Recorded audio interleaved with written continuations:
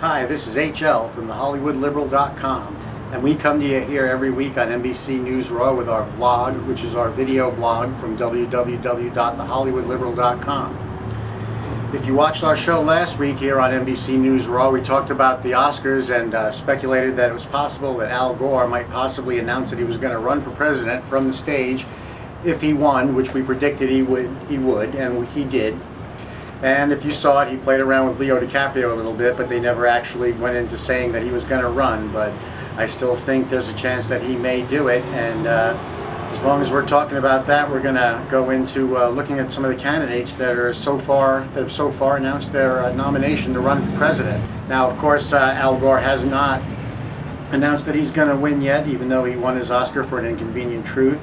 But people that have so far come out and said that they may be interested in running one. Hillary Clinton, of course, you know, she wants to run and become the first woman president, and you know, I think she would make a decent president if she did win. She'd have Bill Clinton behind her, who of course was a good president for the Democrats in the 90s, and of course with the regime that we have in there now with Bush and everybody, Clinton looks like the biggest genius in the history of the world after the way Bush and Cheney and everybody have gone ahead and taken care of business in the last 6 years, 7 years in this country. So the question becomes, will Hillary be able to attract a big enough crowd? Will people be ready for a woman down in the South? Bill Clinton always won the South when he ran, so he's going to have to do some heavy campaigning for her, but she's got her shot to win, and we'll have to see how it goes if she can get the nomination away from Barack Obama, who is the new sensation, of course, in the Democrats. He's the new senator. He came in 2004, so everybody's rap against him is, of course, that he's still pretty new. He doesn't have the experience to just step in and become president, and of course that's a valid point. The plus that Obama has is that he's very charismatic. I saw him speak at USC a couple of months ago at a Get Out the Vote rally for a mayor race here in LA, and he had the crowd going, and I've seen him. He spoke last week in Austin, and he did the same thing down there. So a lot of people getting behind Barack, and this could go all the way down to the wire. It may even make it out here to the California primary, which is the last primary, and a lot of times it's already decided by the time it gets here. But now, who knows? They're going to maybe move it up, and we may have some say in what actually happens. But either way, this thing could go down to the wire. Now, there is another candidate, one of my personal favorites, who doesn't get a lot of coverage in the media, but as far as the issues are concerned, I think he's one of the best possible people we could have up there, and that's Dennis Kucinich. Dennis was the mayor of Cleveland. He's been in Congress for a while now. He was one of the only congressmen, and the only one who's running for president now, who voted against the war back in 2003 or 2002 when it first came up. Of course, Hillary voted for it. Barack Obama was not in the Senate at the time, and so Kucinich has been fighting against it. He doesn't waffle on any issue. He is completely 100% against the war. He wants it to end right now. He's got a plan that could help get everybody out of there, but of course the leadership in the Democratic Party doesn't want to hear anything about it.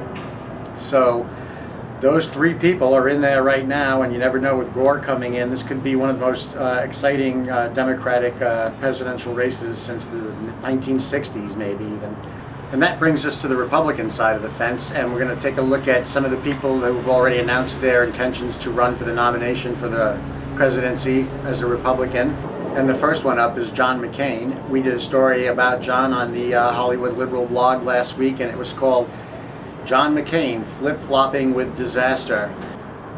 This guy's been doing a lot of talking about Iraq and the war lately. Like, for one thing, he's come out and he's pretty much said that the war has been a disaster, which, of course, is true. But then, when the Republicans criticize him for saying the war is a disaster, he turns around and apologizes and says he didn't mean to say it was a disaster. Then, later on, McCain comes out and he says that Dick Cheney and Rumsfeld have badly mismanaged the war. He said that it's all Bush's fault because he's the guy in charge, but that you can blame a lot of it on Cheney and Rumsfeld. Of course, Dick Cheney didn't like that, and he came out and said that he disagreed with what McCain said, and he said that he strongly disagreed, and he was upset with what McCain said. And of course, what does McCain do? He turns around and apologizes to Cheney. He says he didn't mean it, that Cheney said that McCain came over and apologized to him as soon as he saw him. Cheney also said that he should apologize to Rumsfeld. He hasn't gone ahead and done that yet, because that would really be a flip-flop of the biggest nature, which is what McCain is all about.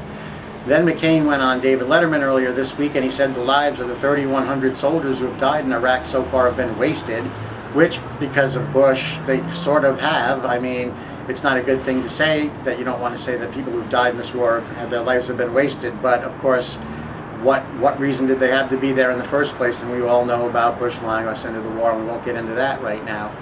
But then, once again, people criticized McCain for saying that, and of course he once again flip-flopped and apologized, and said that he didn't mean that, and that he should have said something else. So basically this guy's looking to say whatever he can, so that he thinks, if he thinks that people will vote on him, he's going to say it, even if it's the exact opposite of what he's been saying. Now McCain's been criticizing Bush for the way he runs the war, and that it's gone so badly, but of course it's his plan to send in 21,500 more troops in their so-called troop surge to try to pull it out. McCain has even gone so far as to say if this doesn't work, his career could be over, and I got a feeling it may be. So we're not too sure about old John there. Another person who wants to run as a Republican is Rudy Giuliani, the old mayor of New York. Of course, nobody really liked Rudy very much before 9/11. His cops were running amok in New York City. They were beating people brutally in jail and doing worse things to him than that. The cops under Rudy shot a guy 41 times when he was just trying to reach for his wallet so he could show his ID to the cops. And you know, Rudy was not one of the favorites of people in New York, which is known to be a liberal city anyway. Conservatives don't like him because he's already on his third wife, and he was also involved in a lot of corruption with the whole Bernie Kerik mess, in which Kerik was keeping illegal apartments and that were supposed to go to people that were working at the ground zero at 9/11, and there was a whole big mess around that. So Rudy doesn't seem to have the backing either. Then we have Mitt Romney from Massachusetts. Now Mitt just won the straw poll that they ran this weekend of the Republicans that are in the race so far.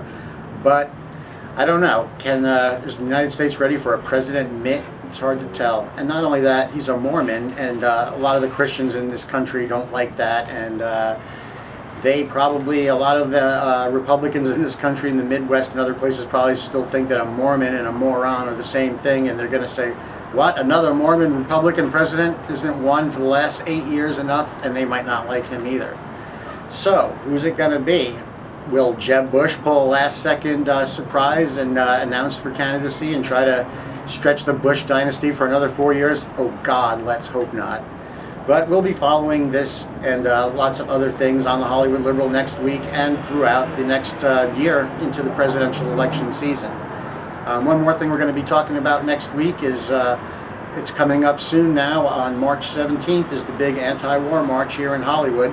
People are going to meet at 12 noon at Hollywood and Vine and march down towards Hollywood and Highland. I expect to see a big turnout. It's the 4th year since the invasion of Iraq, and with no end in sight. The longer it goes on, the more people who are against it, and I want to see a big turnout down there. Of course, there'll also be demonstrations in Washington, D.C., New York, San Francisco, and other places, so wherever you may happen to be seeing this, you can look up what's going on March 17th on internationalanswer.org, or if you're here in LA, answerla.org. You can also stay tuned to the Hollywood Liberal for more on that, and we'll have all the information that you're going to need. All right, that's it for another week for the Hollywood Liberal here on NBC News Raw. Tune in next week, and we'll have lots more good stuff for you. Have a good week. Bye.